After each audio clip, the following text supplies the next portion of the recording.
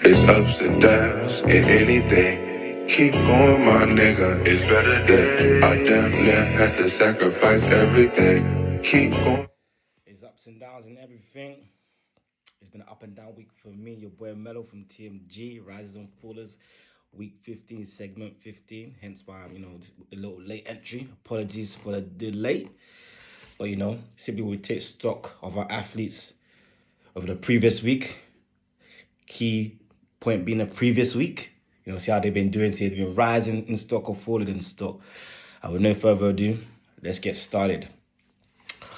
Our first rise of the week is none other than Roberto Lewandowski. To be fair, I relinks to his name because his name is Roberto Lewandowski. Or, sorry, to be fair, Robert Lewandowski, as they call him up in Bavaria, Bayern Munich.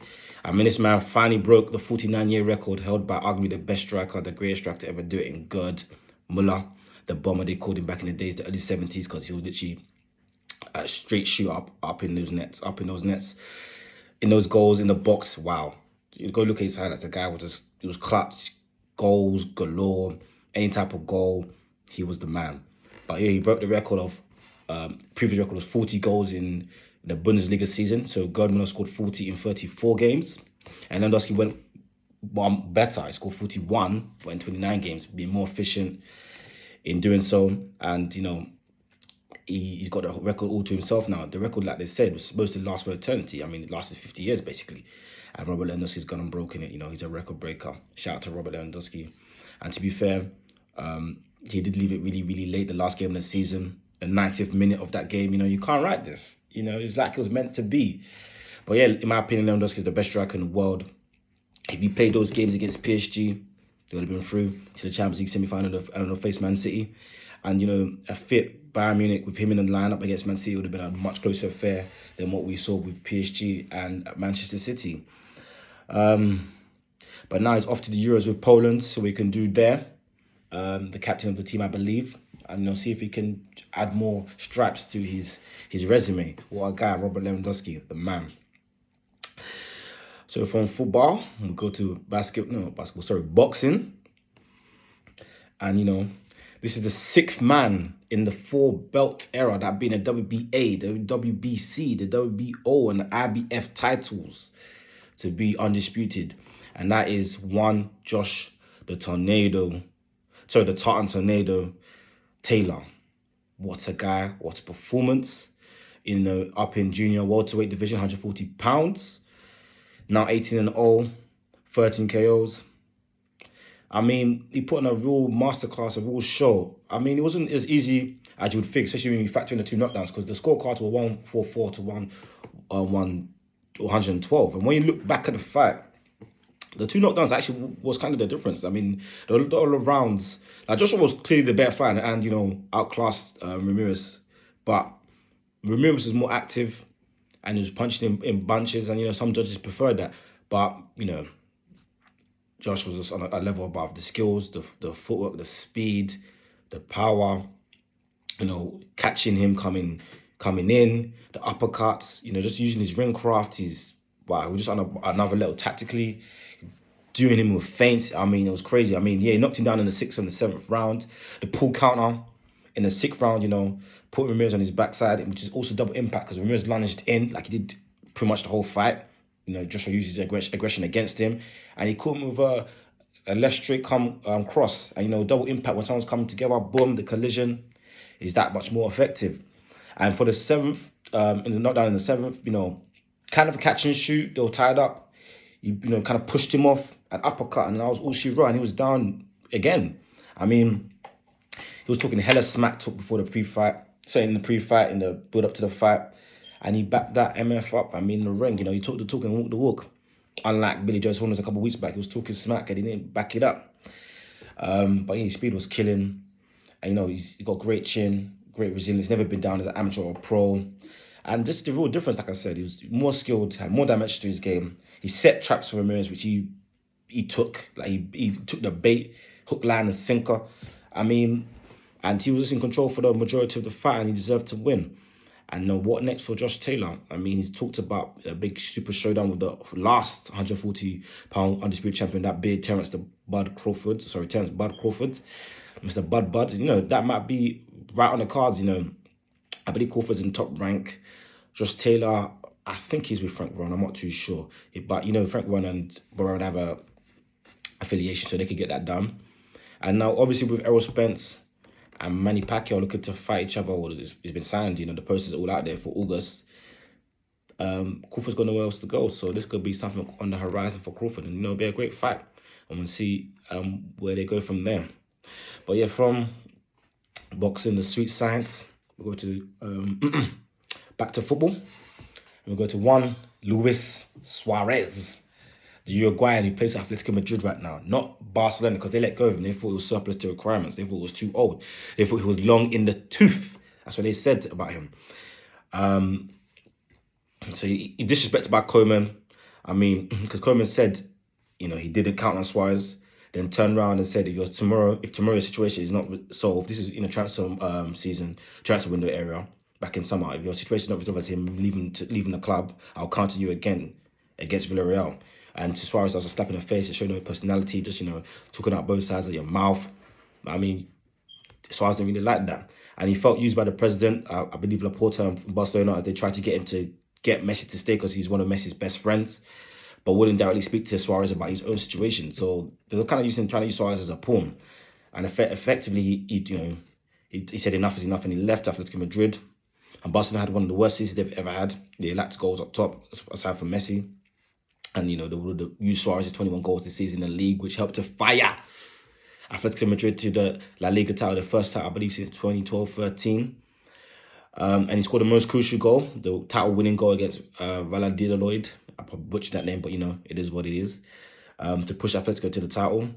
And he also called Diego Simeone, Mr. Cojones. He called him the greatest manager or the best manager he's ever worked with. And I mean, this is a redemption season for Suarez, to show that he's still got it. The old dog has still got tricks. And I'm really, really happy for him. He's proven his doubt was wrong. He's come back strong. And, he's won the title for Atletico Madrid, and he's a title winner again. So I tip my hat off to Luis Suarez. And now from football, we now go back to boxing, the sweet science again.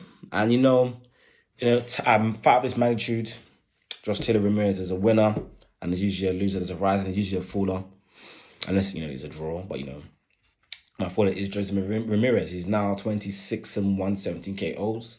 He was undefeated, now he's defeated. I mean, even the scorecards, all three judges had it 114 to 112.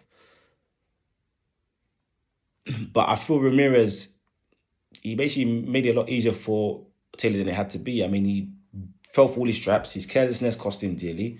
His over-aggression was used against him.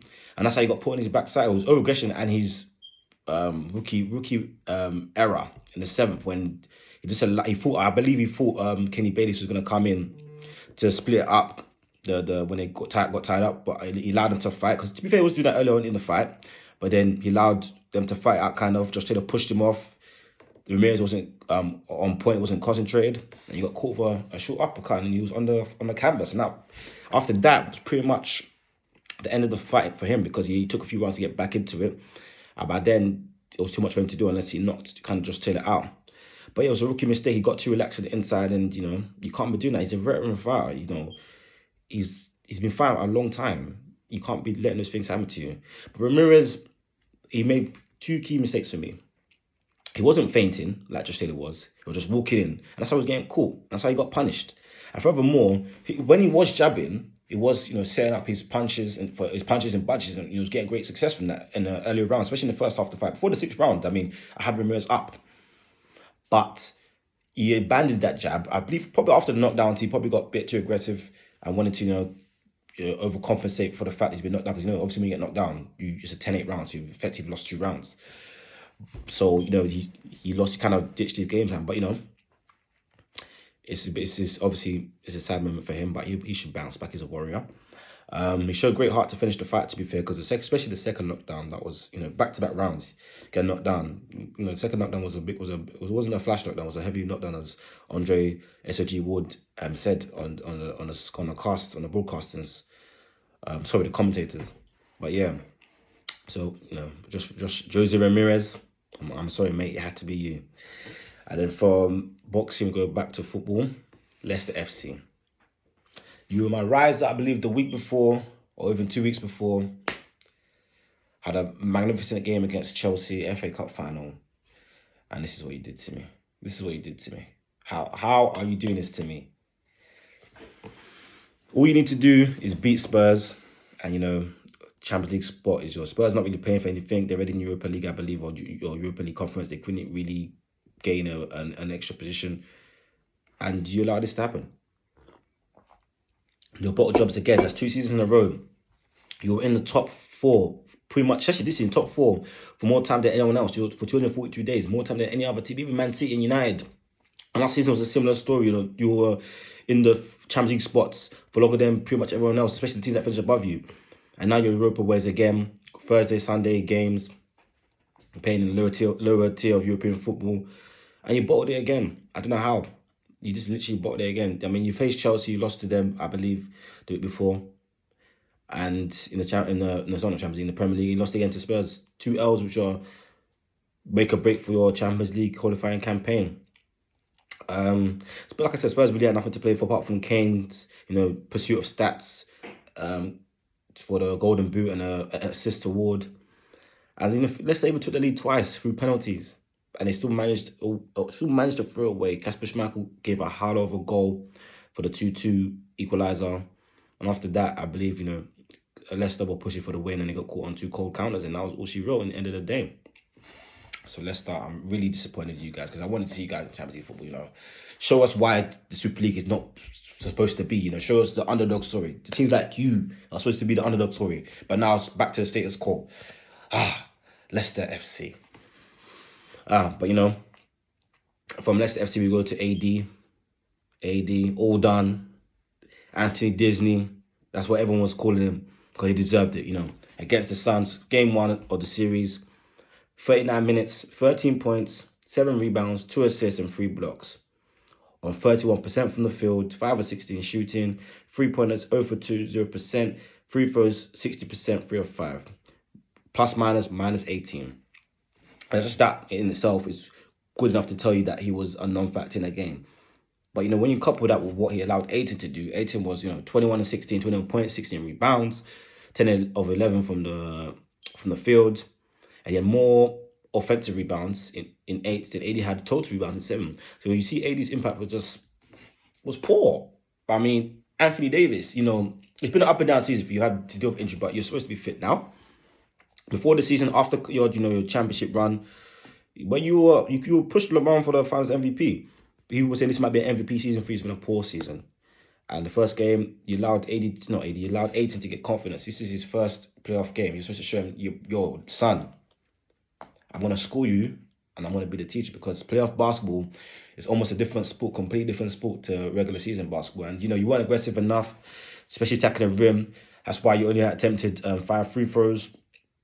A player of your magnitude should be attempting at least 8, 9, 10. Ideally, double-figure free throws. Like when AD's having 10, 11, 12 free throw attempts, he's a good free throw shooter as well. She's roughly around, I think, in the mid-80s for his career, even though the season's a bit down. That signifies that AD's having a tremendous game. But he was lacking aggression. And it just was a non-factor. And, him and LeBron, their points combined, they've got, I believe LeBron got 18 points and AD got 13. So that's a combination of 31 points. For combination, they allowed Devin Booker, the player of the game, to outscored him. He had 34 points. And even with CP3 going down, even though he came back, his right arm was still bothering him. So, AD, you got to do better. And to be fair, you did do better. Because like I said, this is a late entry in game 2 was this morning. And, he balled out. But, hopefully, if he can continue to ball out for the rest of the games, that will be maybe he might be rising next week. But, the boy Melo, that's what it is, Make sure you follow us on all streams, all our socials, Instagram, the Twitter, subscribe to our YouTube. You know what time it is? Apple Podcasts, Spotify. We're just trying to make it, help the brothers out. But, it's your boy Mello, and I'm out. TMG.